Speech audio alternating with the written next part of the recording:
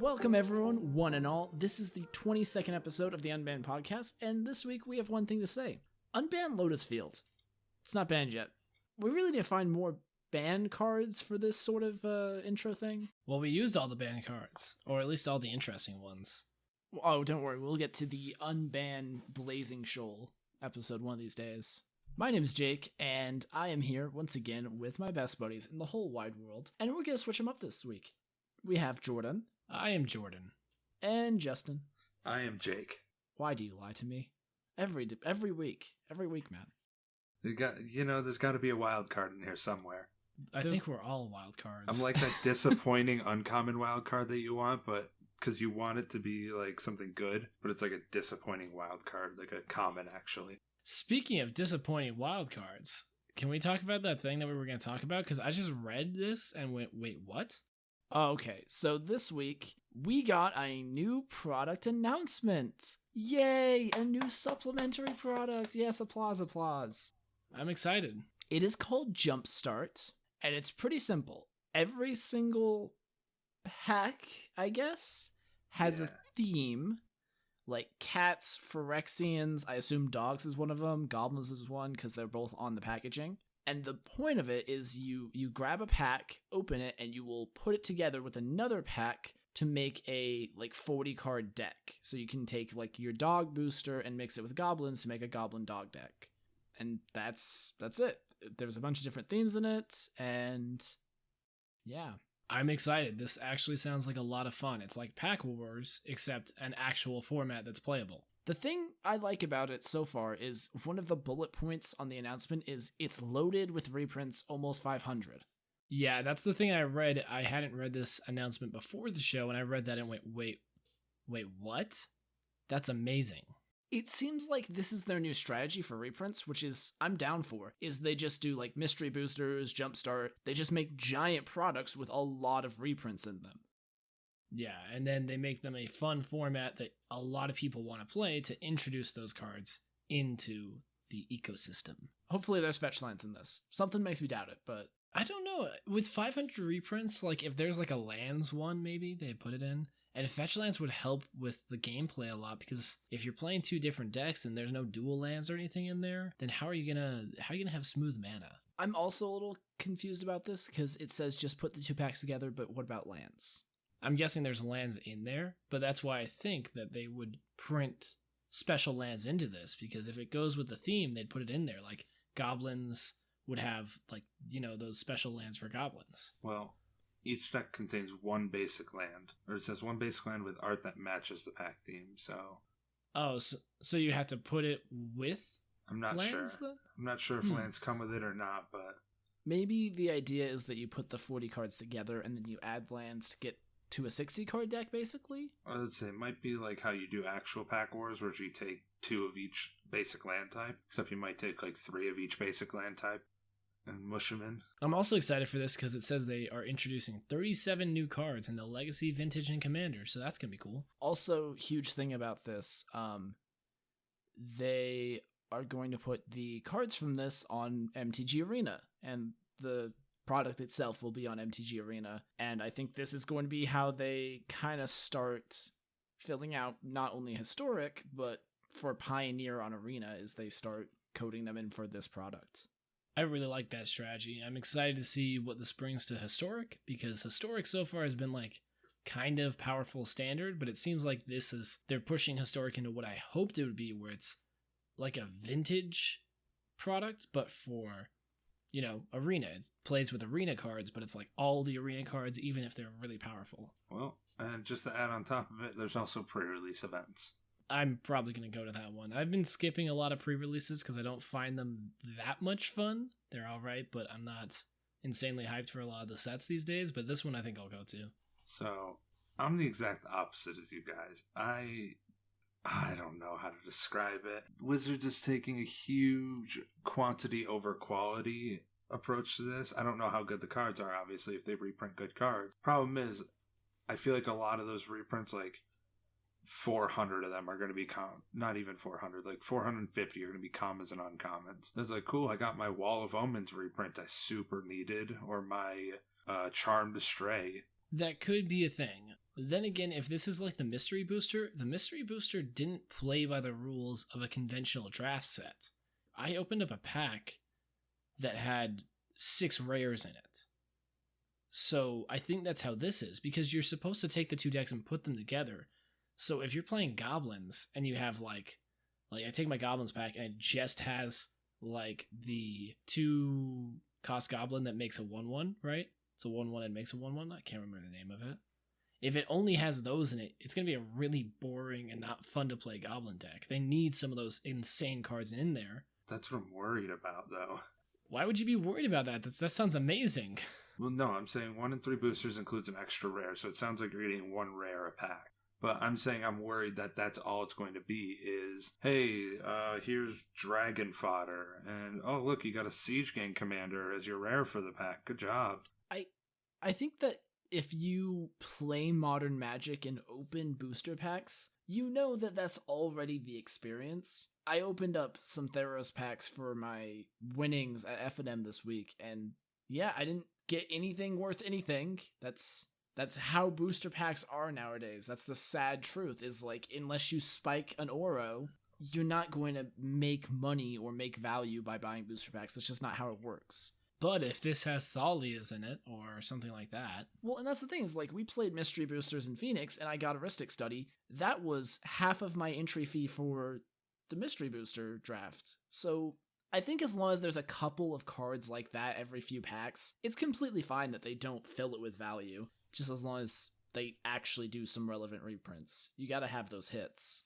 Yeah, I don't know. Again, I don't know. I feel like they're going to have reprints, but like you said, relevant, I'm not sure.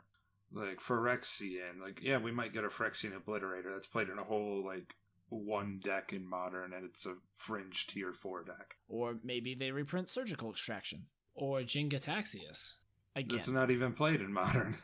But still. I hope they don't reprint Jin-Gitaxias, because they did that in Iconic Masters, like, fairly recently. Oh yeah, you're right. I don't know. I'm just spitting out ideas. The other thing that makes me think that it's not going to be... So I don't think it's going to be insane value. Obviously not every pack is going to have a fetch land in it. The thing that makes me think it's going to be some amount of value is that it has apparently 500 reprints. I don't know how many are the total number of cards for this set, but it's just going to be hard to fill the decks, because each of these 20 card booster packs is a deck, and you're smashing it together with another one, right? Mm-hmm. It's like we're playing Smash Up, right?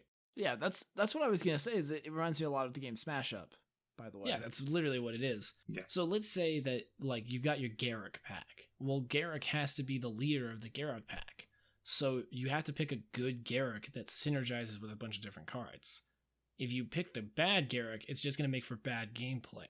And they're not going to do the Eldraine Garruk because they just did that one. There's no way they're putting that thing in there, so it's got to be one of the older ones if they're doing the Garruk pack. Well, that's what I was about to say is, you know, they're going to be like, oh, here's the Garruk pack, and here's your Return of the Wild Speaker as your rare. You're like, wow, thanks. Oh, hold on. I completely understand this will not happen, but it'd be really funny since they specifically say Legacy, Vintage, and Commander if they just, like, reprint dual lands into this quietly. They could. It's That'd not really happening. fun. Like, that won't be what happens, but it'd be really funny. I would love it. Trust me, I don't want this product to go under.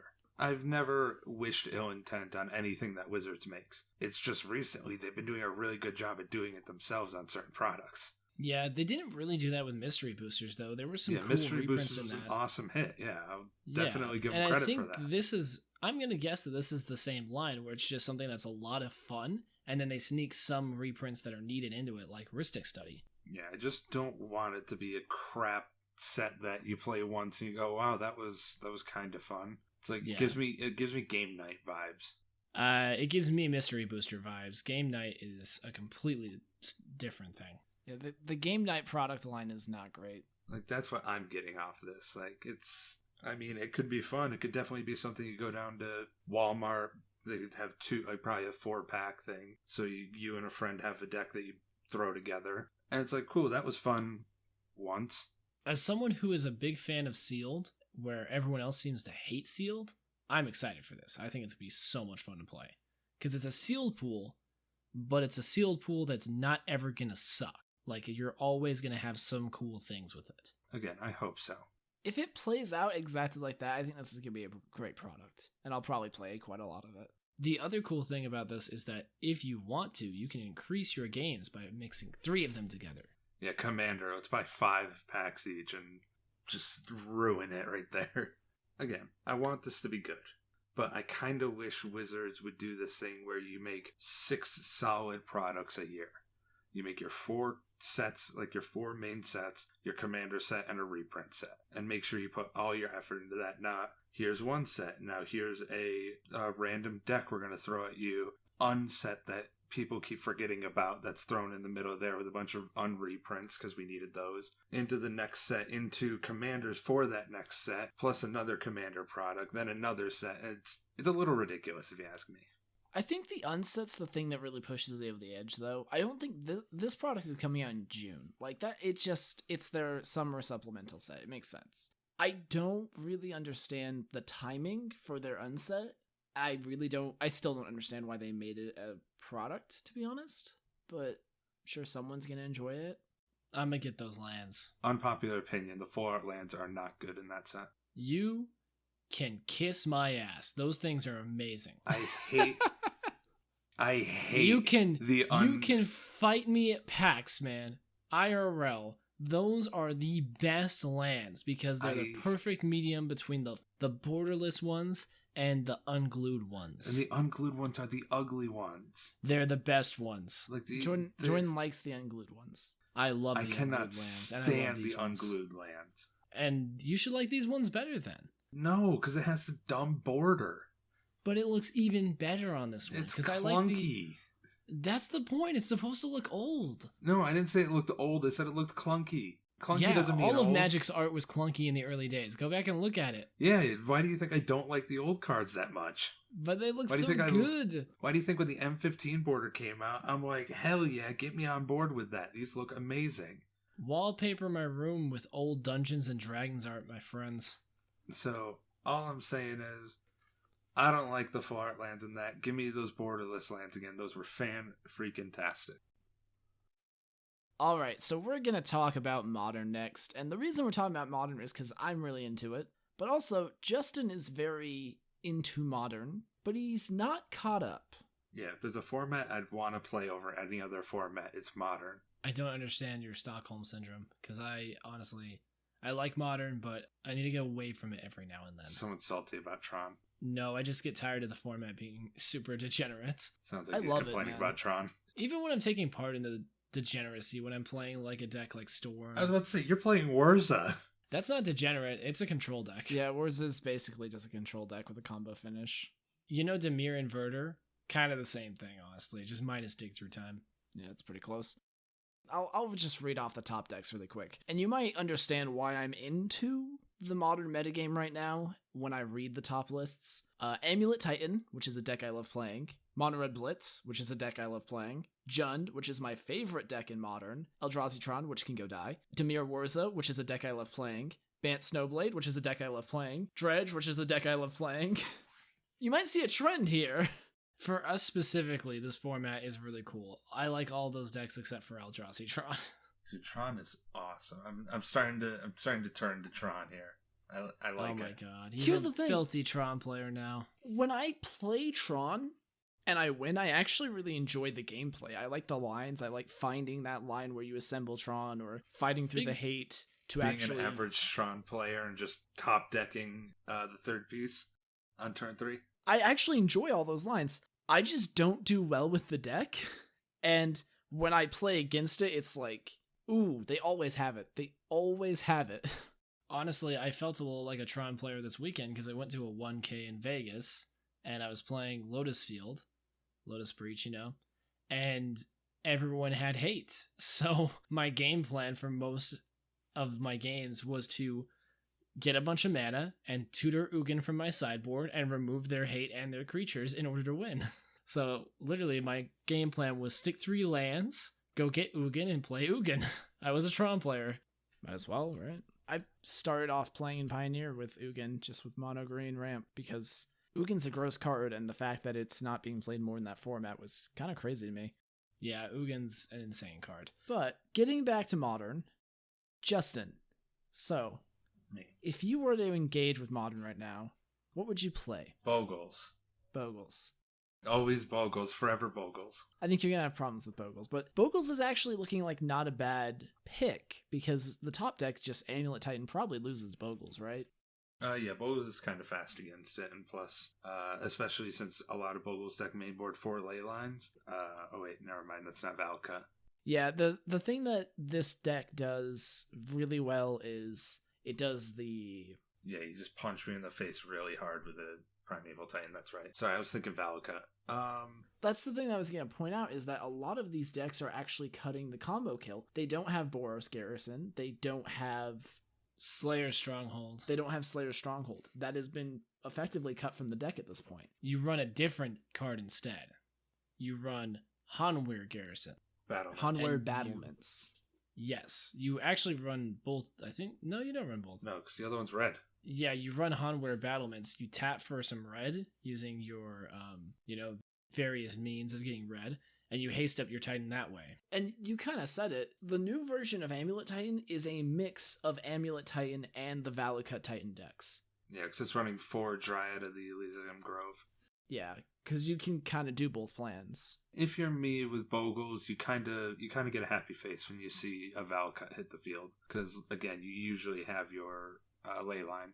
That's true. Valakut on the field with ley line and a Bogle is rough, because I think you have to bolt yourself? Oh no, it's a maze, so never mind, you're safe. Yeah, it's just they kind of sit there doing nothing. Until they find their EE and finally remove your stuff, and then you're in trouble. But at that point, they're probably dead. Pointing this out, the decks being played right now are ones that can grind. Yes, it's kind of like a combo kill with Amulet Titan, it's probably the best deck. But for the most part, you want to actually play cards that slow them down like Blood Moon, that slow down the entire game. So the whole format is kind of pivoted around this combo deck and slowing it down. So it's a mid-range like Paradise. All the decks are mid-range. You disrupt and then you just grind. Everyone's trying to disrupt Titan, and so you can definitely pick on them. I played against a Ponza player the other day. Happened to be when I was trying out Titan, and I'm just like, man, this is miserable. But I gained some solace knowing that you're going to get trounced by a Jund player after this. Oh, that's not as bad. I thought Goyfs were really bad. They're only $44 a piece. Goyfs? Yeah. So, I don't want to doom and gloom. Modern as a whole has gone down in price. Scalding Tarn apparently has dropped like $30. It's like 40. Which is a little sad for me. I kind of wish I'd been able to sell them before that, but I mean, I never want to get rid of them anyway. They're $72. Yeah, so like 30, because they used to be just under 100. That's ridiculous. That is ridiculous. I agree. They should be like $40 at most. I was wondering why Burn was $500 in paper, and then I realized it's playing 3 Tarns.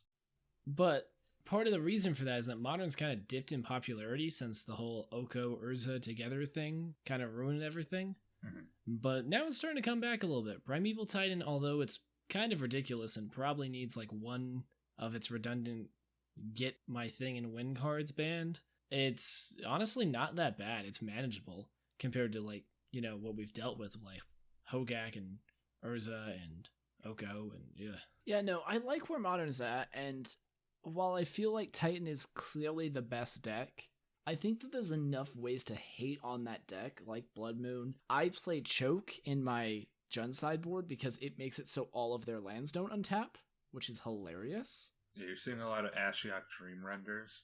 Yeah, Ashiok's very good too. Urza runs that one, and you just slap it down, and then you stop them from doing anything with your counters while you mill them, and then you can play Cryptic Command to bounce it back to your hand on the end of their turn and draw a card, and then you replay it and keep milling them until they die. Yeah, it's fun. Yeah. And you can just loop it back with Mystic Sanctuary, so you can do that again, and yeah, they just never get to remove it. Basically, we're saying if you've been out of Modern for a little bit, or you want to get into Modern, now's a pretty good time. It's not completely destroyed by Oko or anything like that, so... It's also not as destroyed by budget. Yeah, since the format's dropping, it's cheaper. Yeah, your usual decks used to be like $800 to $1,200. Now it's really just Jund and Snowblade that are holding the prices way high, and then everything else is pretty manageable. Like Tron, yeah, it's $650, but Hey, I'm playing artifact decks in the format now with Urza because they banned the thing that was keeping me out of them. The only reason I hadn't tried Urza is because I didn't want to spend $400 and something on Mox Opals. that's true. Rip other people's wallets, though. That sucks. Yeah, it sucks if you had Opals, but for everyone who's been looking at artifact decks like, man, I'd really like to try those, but they're so expensive. Now is the time. I'm buying Urza like this next week. I may be wrong, but I don't think Mox Opal really went down.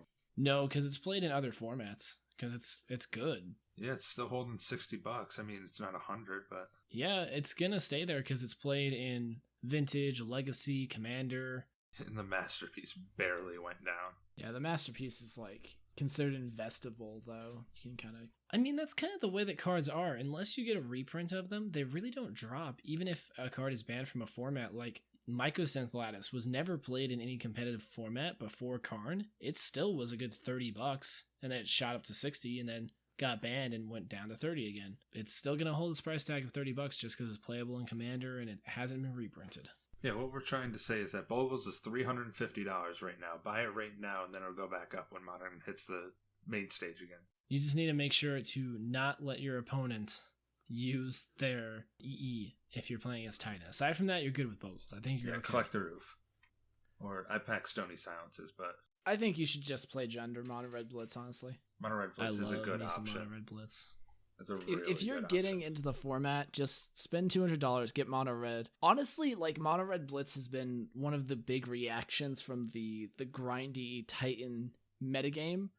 It's a good deck pretty much any weekend. The Mono Red prowess lists are resilient, they're good. They don't have a lot of the same weaknesses that the burn decks do, because you can get things like a Bedlam Reveler on the field that will just go over everyone else.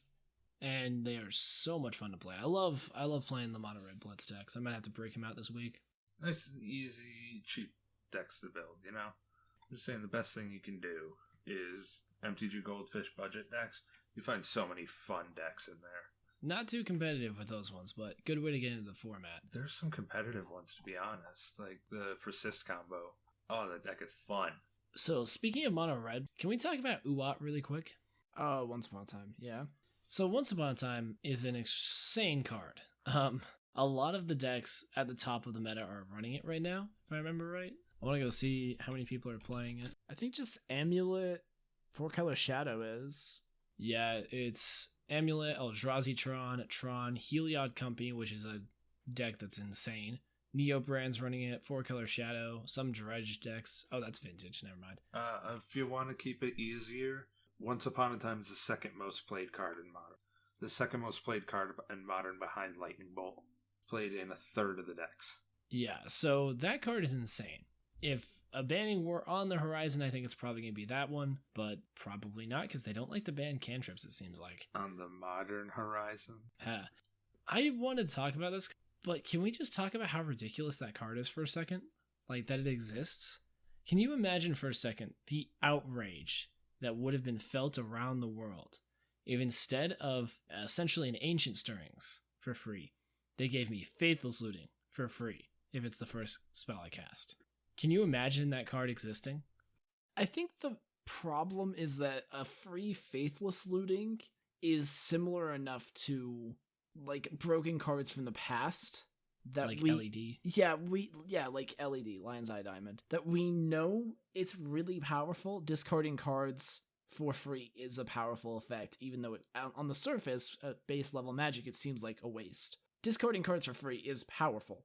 It's hard to look at Once Upon a Time and just go, this is completely broken, I can get a creature or land. Because creatures and lands, while really good, it's hard to look at those and go, okay, what do I get for free here that's not just like fixing my mana, basically. And that's part of the problem with the card, is it just increases your consistency. Even if it was like draw 2, exile 2 off of the top, if they changed it to that so you couldn't stock the yard, if we change this effect to like maybe draw 1, scry 2, or scry 2, draw 1, where they give you a free preordain, same exact thing, it's going to be very powerful. Because the thing is, like, a free preordained is 100% broken. Anyone would think that. We have Gitaxian Probe as an example. Think about it this way. What if we made this blue and made it an impulse? That's actually really close to the effect it is. Yeah. And it would be hilariously busted. It'd be in every Storm deck. What if we just stop printing free spells?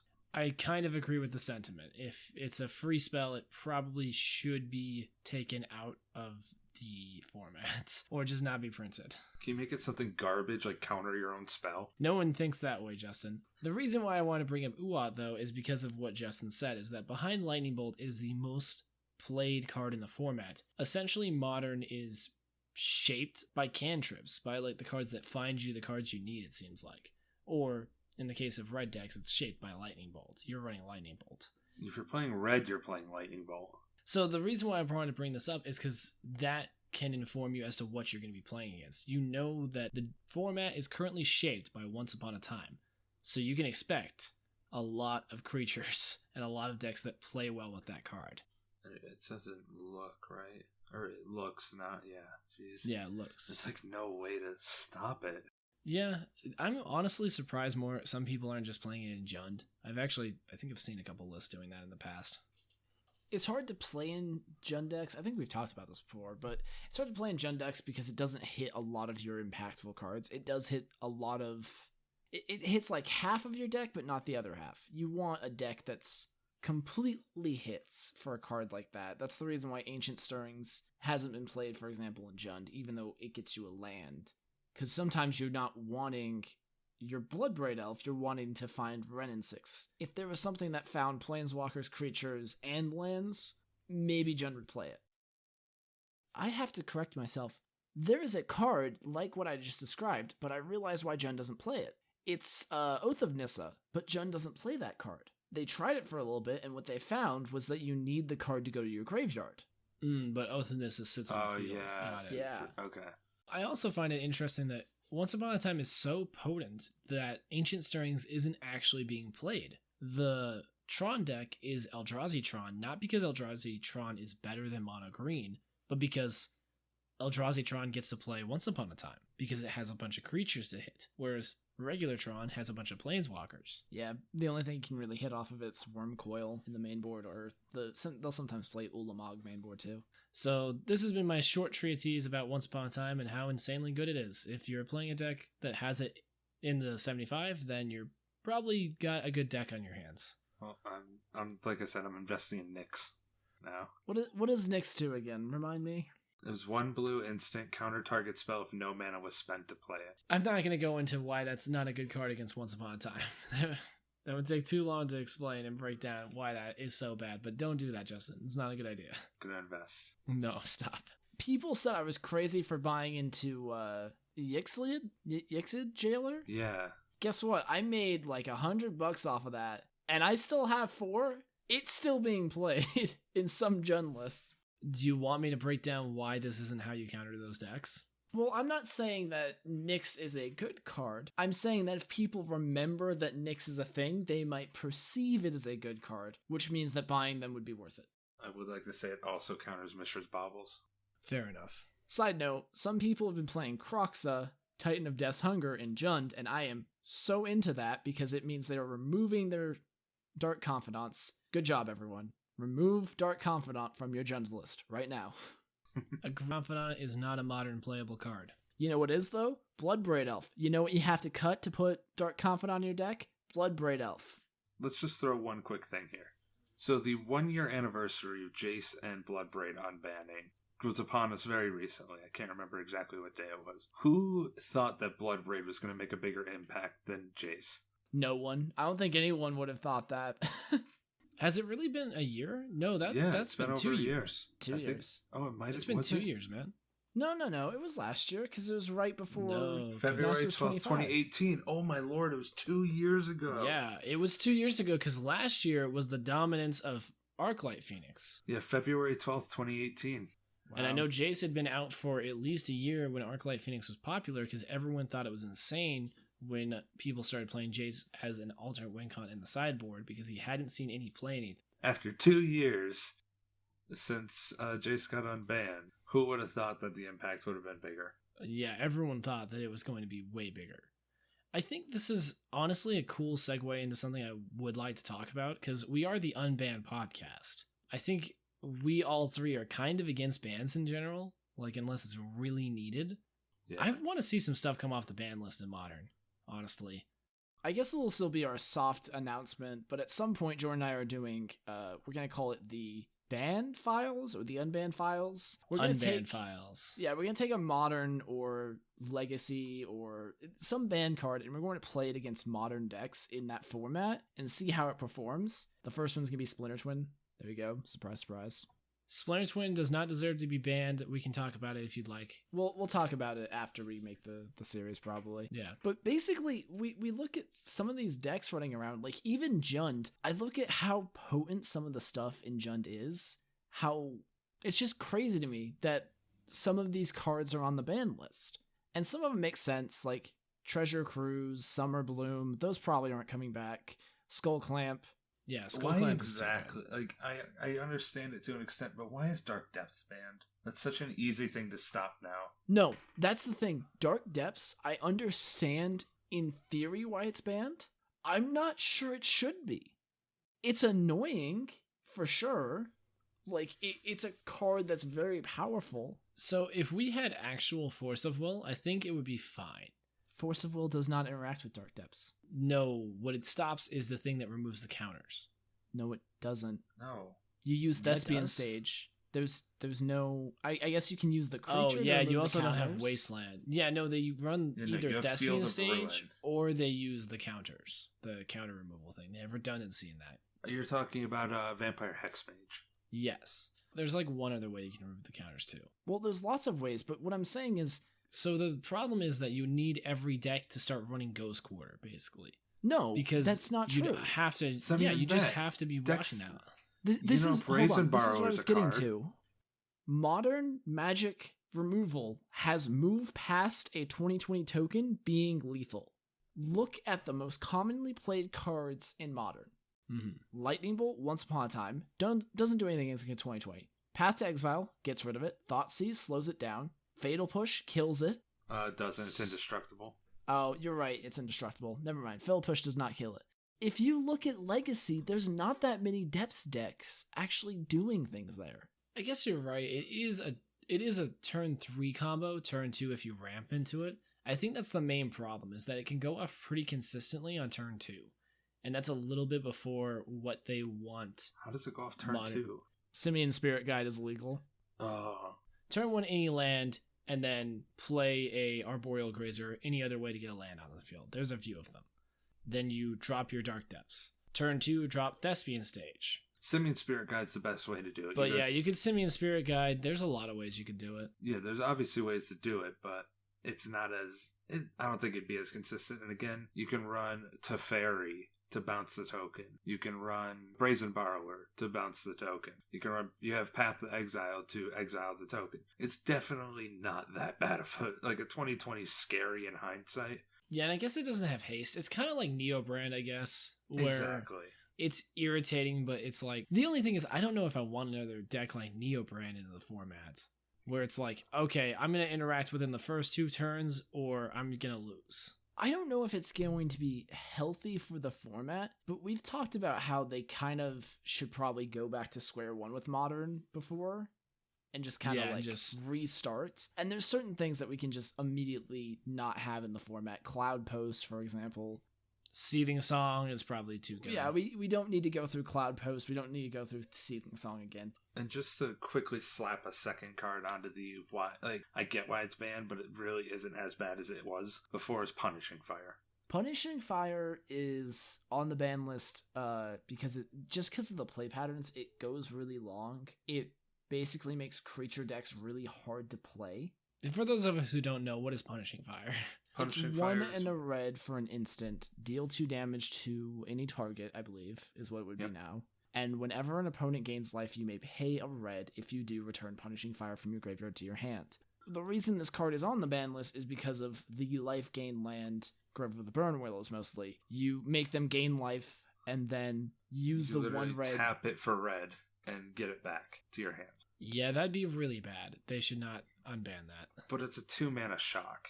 No, so the problem with it is that the main reason why Burn isn't the best deck in the format is because if you gain life against Burn, it folds. You are missing why this card is banned. Yeah? You are both 100% missing why Punishing Fire is banned. Okay, so have you noticed in Legacy it is very difficult to play creatures? Yeah? Punishing Fire being available as an option is part of the reason for that. It's not the whole reason. There's lots of reasons for that. But let's go ahead and say you have a 3/4 Goyf on turn 2. Or on turn 4. Or anything like that. Punishing Fire kills that for 5 mana.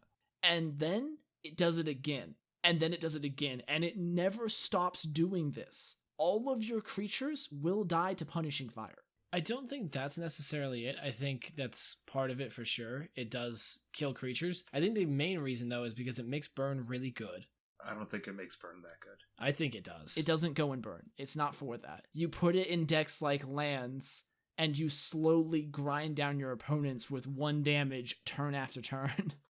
You're telling me, if I have a Monastery Swiftspear on the field, I can get as many prowess triggers as I want for the entire game by just playing a land. The thing you have to remember is that this card was banned before prowess was a keyword. Yes, I'm saying it would be even worse now. That'd be amazing. I 100% agree. In the prowess decks, it would be quite the thing. But that's not why it was banned. The other thing is that with Grover the Burn Willows, or any way to make your opponent gain life, you might actually just be able to storm off with this card. That's another thing that people could do with it, yes. Yeah, I see why it's broken, but I definitely understand Jake's more, where you pay 5 mana and you kill every creature in Unbanned. There's not a lot of creatures that get above 4 toughness in Modern. Long discussion on Punishing Fire that probably went too long and I'll have to cut down, but it was pretty interesting.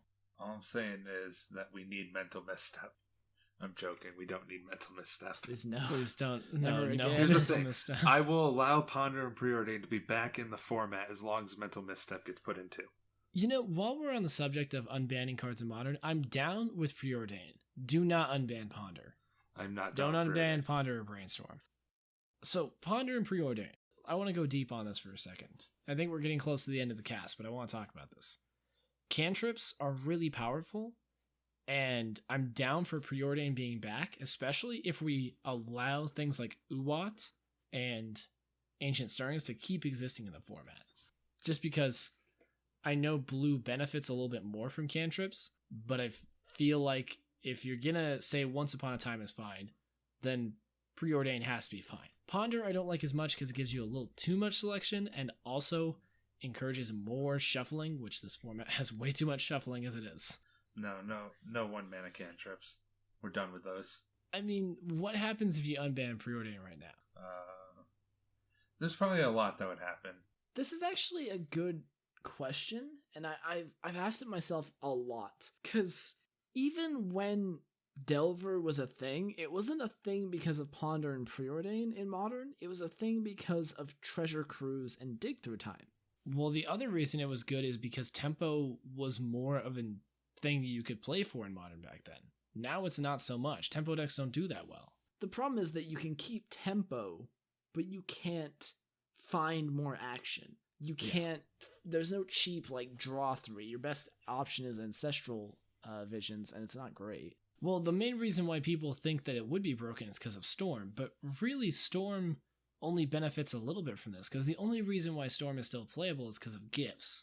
So you wouldn't be able to cut gifts from using this. You would just upgrade your worst cantrip, which would be Opt, to Preordain. Well, even if Storm gets really good with Preordain, what if we just ban Gifts Ungiven?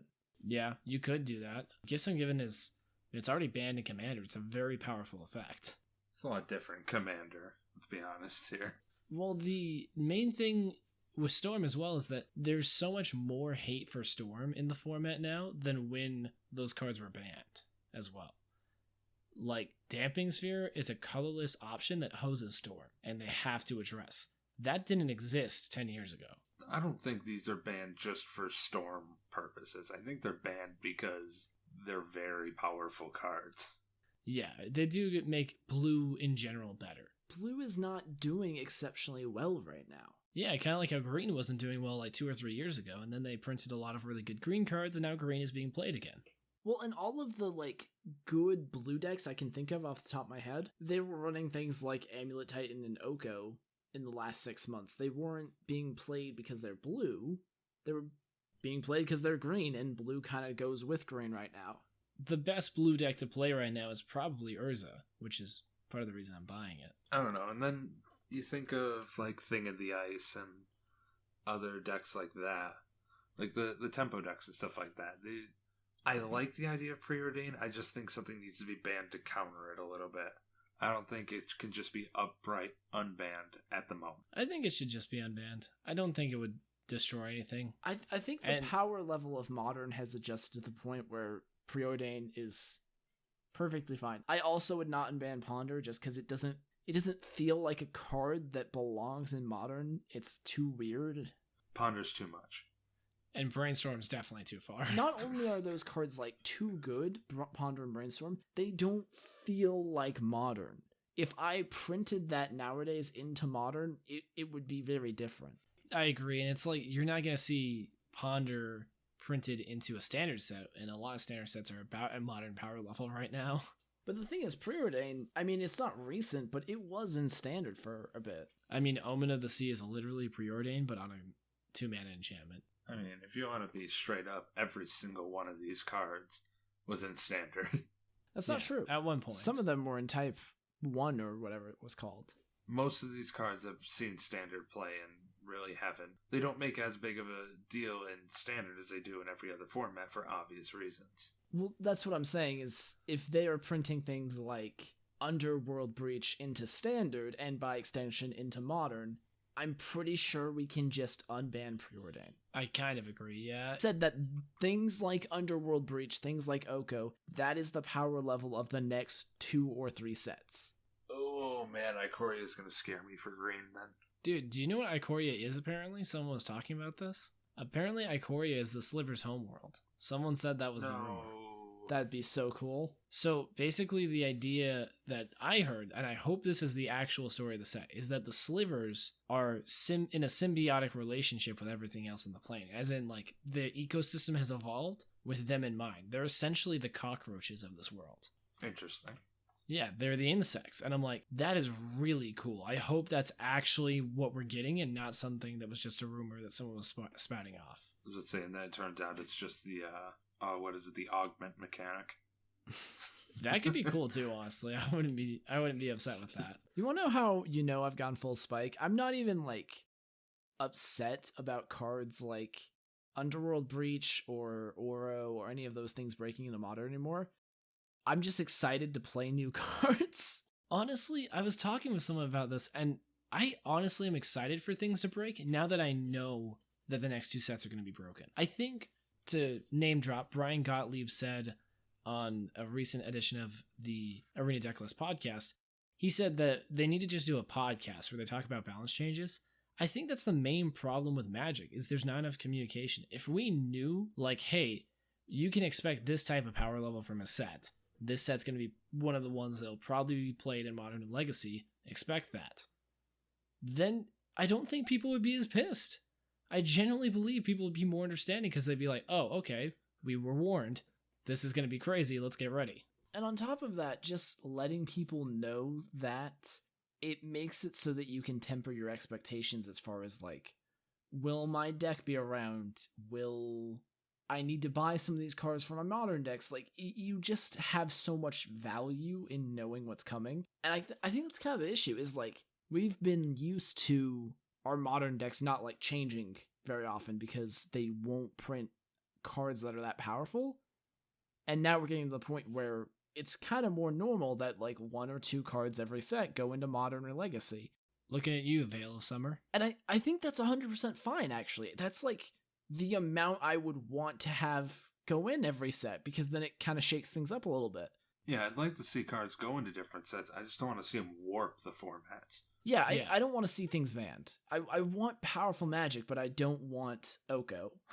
And we don't want straight up power creep either. We want stuff that's the level of Modern or the level of Legacy, not beyond those.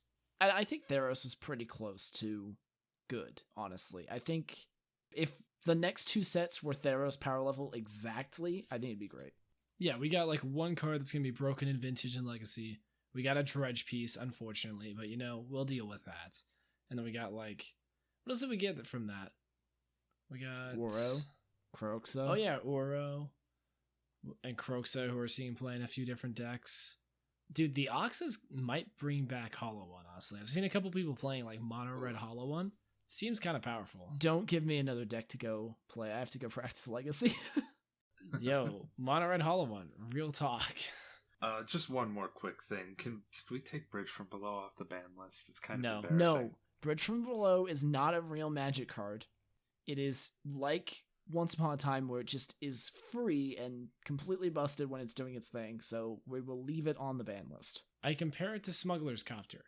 When Smuggler's Copter is good, it's going to be too good. When it's bad, you're never going to play it.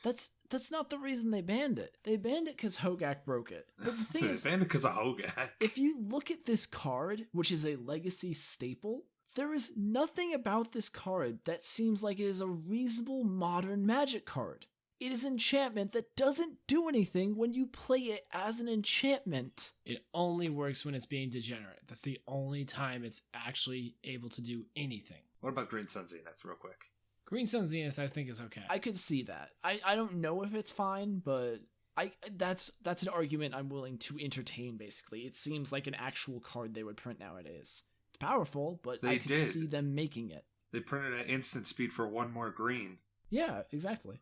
Okay, let's stop going down the rabbit hole of talking about modern bannings, and let's get out of here. I hope you guys enjoyed the modern talk, though. We're passionate about Magic, and I play almost every format, so you can expect some of these I don't know, just talk about a format episodes. We enjoy talking about formats, just in general. Wait, did you know the Magic podcasters like talking about Magic? Crazy, I know. Wait, I was here for Wizards, not Magic. Oh, okay. Want to play some D&D? All right, quick, before we go off on D&D, I'm going to end this. Justin is dubious_Justin on Twitter. He's dubious_Challenger on Twitch TV and YouTube. He does great things, and he's awesome. You should go follow him. Jordan is It Fox on Twitch, Twitter, YouTube. He's the same everywhere, and I thank him for it. And I'm Jake the Jackal. I do Twitch streams. I'm on Twitter. I'm on YouTube. Follow me. I don't know. That's it. I feel attacked with that name thing. It's okay, Justin. We'll get you a consistent brand one of these days. One day. And I would like to thank all of you for listening another week. If you'd like to support us, we have a Patreon. It's patreon.com/unbannedcast. You get deck lists. You get raw audio. You get access to a Discord where we hang out with all of our subscribers and Patreons, and we'll even play some games with you if you're hanging out. So check it out, and we will see you guys next week. But before we go, ban Lotus Field. Seriously. That card, man. Yeah, I like it, but I can't believe we went through the whole cast. We said unban Lotus Field, and we didn't talk about Pioneer at all. That happens. All right, next week, we'll give you a run back Lotus Field. I'm sorry. But we're not going to unban you again. Yeah, no. Don't ban Lotus Field. I love playing that deck so much. We'll see you guys next week. Bye. Bye.